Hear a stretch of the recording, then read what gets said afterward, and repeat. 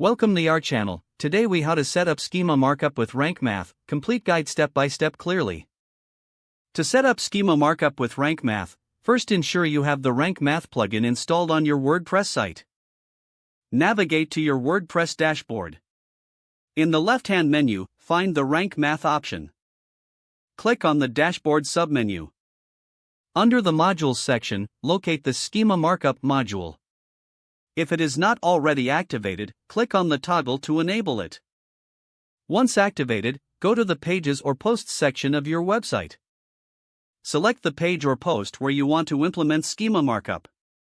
Scroll down to the Rank Math meta box below the content editor.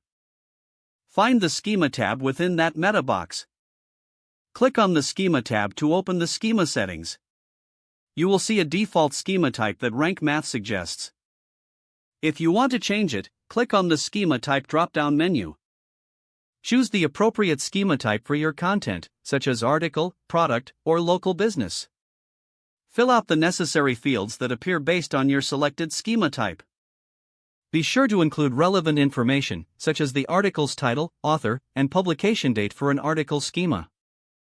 For a product schema, add details like price, availability, and product description. Once you have filled in all the relevant fields, scroll down and click the Save button. After saving, click on the Preview button to see how the schema appears.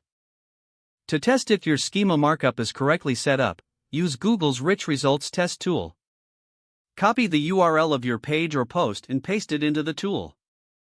Click the Test URL button to check for any errors or suggestions.